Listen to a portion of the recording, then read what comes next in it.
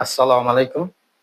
Mehnat shartnomasini bekor qilishda ko'pchilik Mehnat kodeksining 157 va 160-moddalarini qo'llashda xatoga yo'l qo'yadi. 157-modda bu mehnat shartnomasini taraflarning kelishuviga ko'ra bekor qilish.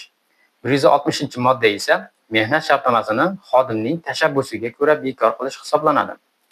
Qonunchilikka ko'ra, mehnat shartnomasini 157-moddaga asosan bekor qilish uchun albatta qaysidir tomondan yoki xodim tomonidan yoki ish beruvchi tomonidan yozma taklif berilishi shart.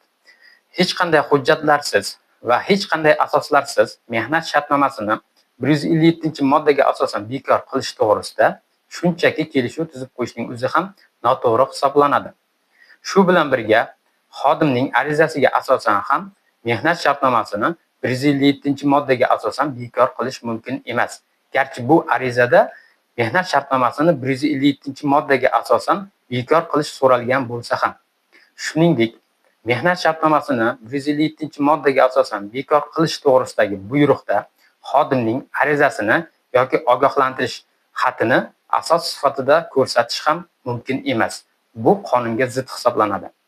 Bundan tashqari, mehnat shartnomasini 160-moddaga asosan bekor qilish uchun 14 kalendar kunlik ogohlantirish muddati belgilangan bo'lib, xodim mehnat shartnomasini bekor qilish to'g'risidagi arizasida 160-moddani ko'rsatgan yoki ko'rsatmagan bo'lishidan qat'iy nazar, mazkur muddatni qisqartirish to'g'risida taraflar o'rtasida kelishuv tuziladigan bo'lsa, bu holda ham mehnat shartnomasi 157-moddaga asosan emas, balki 160-moddaga asosan bekor qilinishi lozim.